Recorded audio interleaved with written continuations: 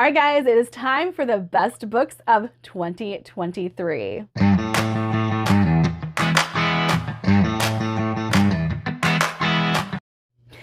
Hey guys, my name is Trinity. Welcome back, or welcome if you are new here. Today we have 15 books to talk about. 17 books to talk about. I have 2 honorable mentions and 15 best books of the year. And I'm not going to put them in order because a lot of these I liked equally or loved equally. I can't decide. I do have a best book of the year and I will save that one for last. But these books I have adored. So let's get to my honorable mention. First, I have to give a shout out to Butcher and Blackbird. This is the best romance I've ever read. I loved it. I loved it so much. Can it stand up to the rest of the books in this list? No, but it was so good. And I gave it 5 stars. I can't wait for the rest of this series. I love this book and this couple. And there are 2 serial killers who fall in love and they're precious. And the main love interest, oh, I love him. I love him. I would die for him, though he'd probably kill me. But anyway, I love Butcher and Blackbird so much. I do have a copy coming from Book of the Month this month, so I'm very excited about that. It has been really hard to get a hold of a copy of this book, so I was excited when Book of the Month had it available. Second honorable mention I have is Saga. I'm really enjoying Saga. However, I'm not very far into it. Oh, there we go. I think I've read either 2 or 3 volumes so far, but I love Saga, and I don't think I can quite rank graphic novels alongside novels just yet. Like, my brain doesn't want to process that, so I haven't. But if you have not read Saga, it is quite weird, it is strange, and it's adorable, and it's heartwarming, and it's gross, and all of the things. Saga is all of the things. And if, like, I highly recommend it, especially if you like sci-fi and graphic novels, because I'm just over the moon for it. All right, let's get into the top 15. So I kind of did this in reading order as opposed to ranking, simply because, like I said, there were so many that I feel like were neck and neck. I couldn't decide which one was above the other. I will give you my favorite at the end, but as far as the rest of them go, count them at number 2. So I started my year off strong, finishing off the Song of Chimera with At the Threshold of the Universe by T.A. Bruno. Love this series. Wow, does the 3rd book get absolutely wild. I loved everything about it, though. This is a case of dual timeline working. I love that T.A. Bruno has implemented a trope I hate and made me love it. Dual timeline. Ugh. Just can't stand it, but it worked here. It really did. I do think part of that is because if both timelines aren't equally intriguing, I don't care. He pulled it off. So the Song of Chimera, if you guys have not read it yet, starts with In the Orbit of Sirens. And this is a generational story that kind of starts out with people discovering this planet and getting stuff set up and trying to make nice with the locals and all that stuff. This is another that if you are a Mass Effect fan, you will like this series because of all of the intricacies involved in discovering new planets and getting to know the aliens and stuff like that. I think if you're a Mass Effect fan, this is perfect for you. But I just adore this series so much. It has yet to come up on my favorites list. That tells you just how high up it is making it onto the list. Can't recommend it enough. Second, we have No Land for Heroes by Cal Black. I'm so excited for the 2nd book. I need a quiet space to just sit and read No Port in a Storm, to be perfectly honest. Millie, I've talked about her all year.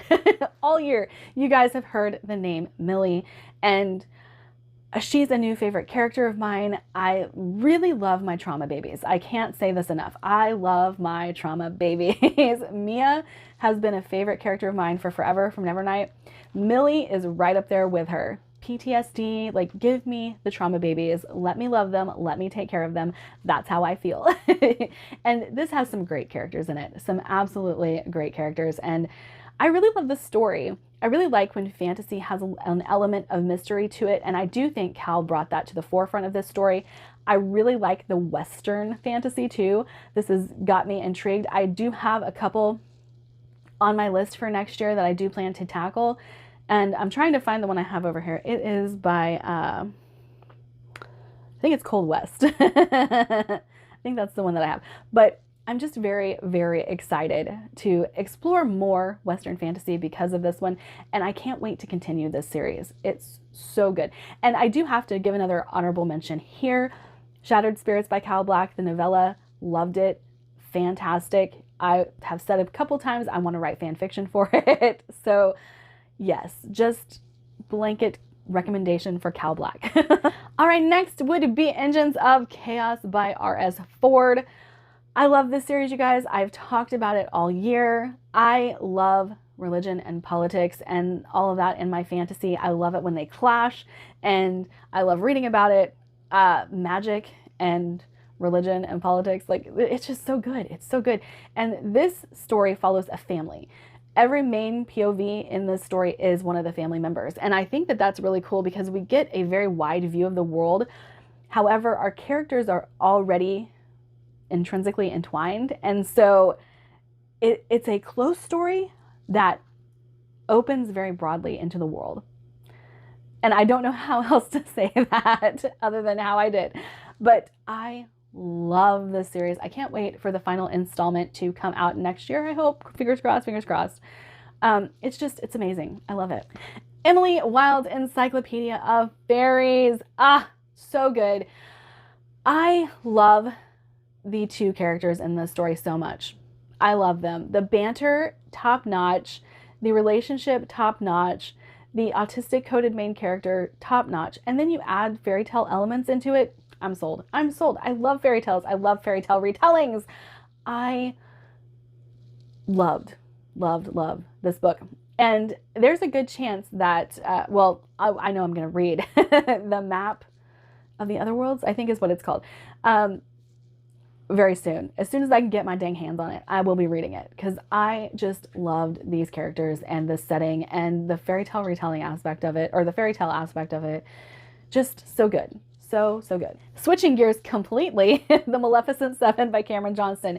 If you guys have been, are on the Discords with me anywhere, you will have seen I have purchased the Traitor God because I love The Maleficent 7 so much. Suicide Squad meets epic fantasy. There's nothing more to say about this story other than this book has the best ending to a novel I've ever read. Ever. It was so good. And I don't know. I'm going to reread this at some point. It's going to happen because I need it again. I need something like this again. This really reminds me kind of like of The Black Tongue Thief, which was one of my favorite books of previous years, the year that I read it. So good. So good. And How to Sell a Haunted House by Grady Hendrix. Obviously, if you have seen my Christmas book haul, you will know I did purchase this book. It's back there. I love Grady Hendrix, and this one was weird. This one was really weird. If puppets terrify you, I don't know if I should say pick this book up or don't pick it up, because puppets are central to this whole story. And I've seen some people who hated the puppet aspect of this, but I loved it. I thought it was really cool. I don't know that I actually recommend the audiobook for this because I think that's where people are getting thrown, the puppet voice in the audiobook. But I just thought this was creepy, weird, and fun, just like Grady Hendrix always is. And then The Merciful Crow by Margaret Owen. I loved this. Again, I think I'm going to say that about everything because I genuinely love every book on this list. I have read a few books with bone magic in them, and I always think it's really creepy. Just the use of body parts, whether that's, a human heart, but bones are just a little extra creepy, and I don't know why. But the crows in this world deal with plague victims because they are not susceptible to the plague. They don't catch it, and it has to do with the magic that they use, and that's about all I know about that, but it's not really well explained. It's just a known fact, but that's what they do. They deal with the plague victims, and for some reason, at the start of this book, the crows are starting to be looked down upon. They're considered dirty. They're considered other, and they're kind of running for their lives at the start of this because of something that happens, and I don't want to spoil that. And so this becomes more about the ties of clan, the ties of family, the ties of friendship, what it means to be a part of something bigger than yourself. And I just really, really enjoyed it. And it had that exactly what I was just saying kind of tone to it, but also it was pretty dark for a YA. But I loved it, and I can't wait to get to The Faithless Hawk. I'm very, very excited to read more Margaret Owen. And one of my friends actually suggested a Margaret Owen for my 12 by 12, so I will be reading more of her in the next year. And we have to shout out one of my favorite authors, The Bone Ship's Wake. I was enamored with this final book of the series. I thought it was so good. Tidechild has risen up in the ranks to even trump The Wounded Kingdom. I loved it. I love Lucky Mies. She's the main character of this story, and she is one badass woman. Lucky Mies, I would follow you to the end of the world, just like the rest of your crew. And the final book in this does get quite dark because there are things happening to Lucky and to the rest of her crew that are the fallout from book 2. But I just, R.J. Barker has won my heart.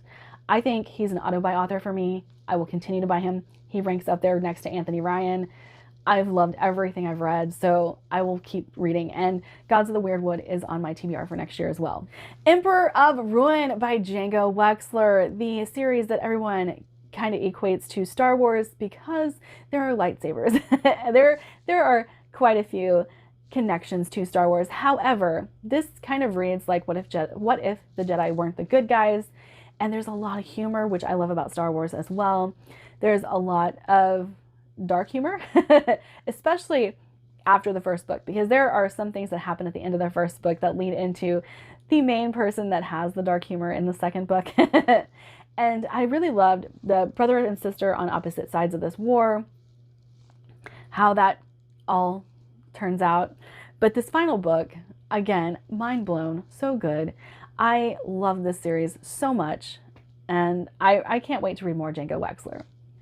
And I have to give a shout out to another book that falls outside of my reading tastes. However, I couldn't put it down, and I found the relationships just so intriguing. This is another that was no plot, all vibes, which is not my thing. You guys know that. But The Measure by Nikki Ehrlich. I loved the exploration of relationships in this and what it means to find out how long you have left to live. And I just found all of it so intriguing. But again, this falls way outside of my reading taste. I'm usually not the type of person who likes the no plot, all vibes. I usually can't stand that.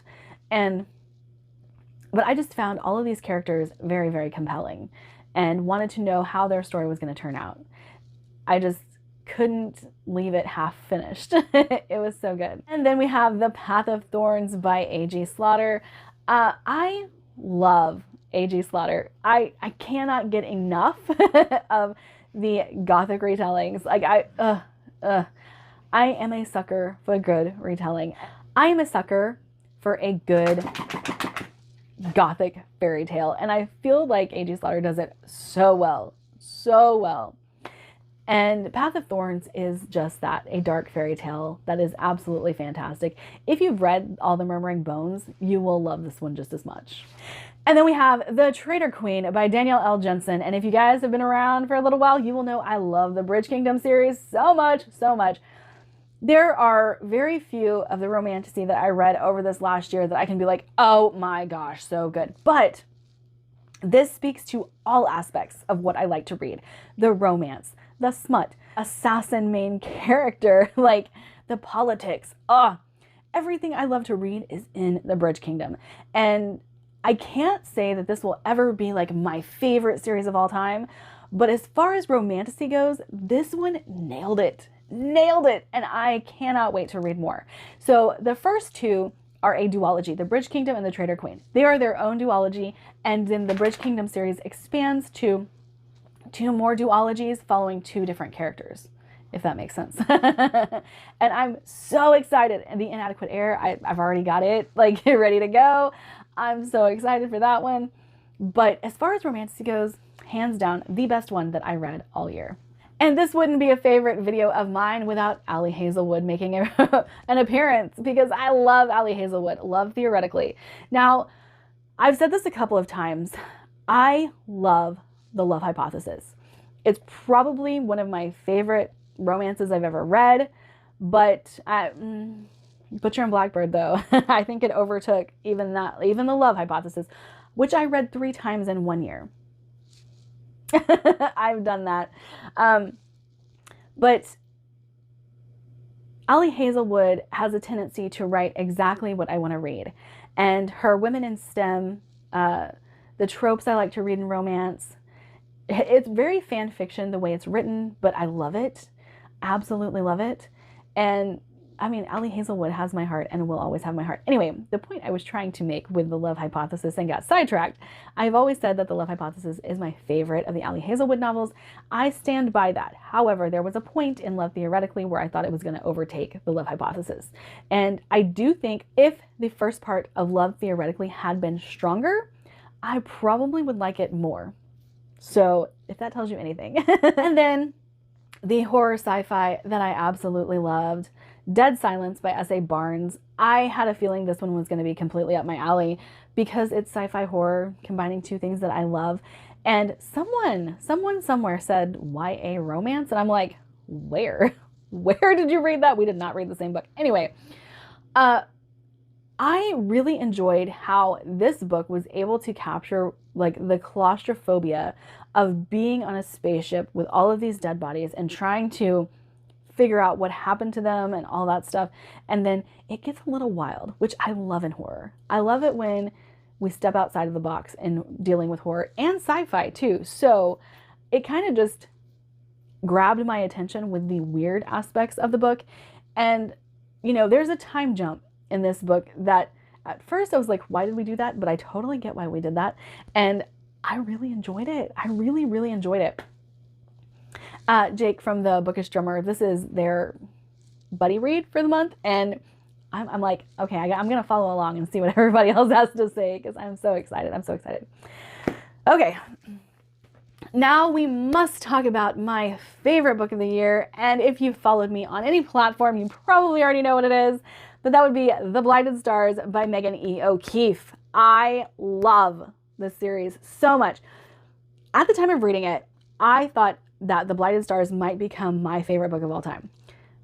After having some clarity and some separation from the series, I stand by Bloodsong, guys. I stand by Bloodsong being my favorite book of all time.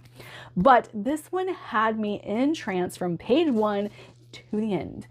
I loved it. I have read The Fractured Dark, didn't like it as much as The Blighted Stars, but we are talking about a 4.5 versus a 5, and a solid 5 at that.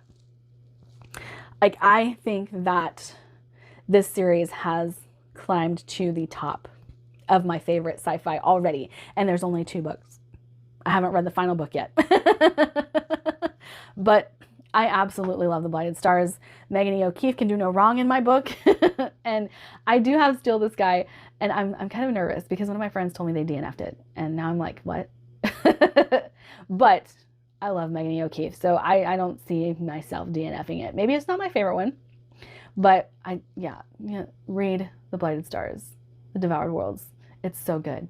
It is so good. There is romance in this, so if you're not a romance fan, you might not like this one, and it's an enemies to lovers trope.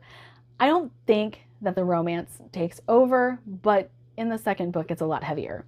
So do with that what you will. But those are my favorite books of 2023 that I read in 2023. And if you'd like to follow me on any other platform, I have a Linktree link down below. I hope you guys have a wonderful day. Don't forget, my Patreon is also doing a whole lot of fun stuff in January. So come check us out and participate. Bye.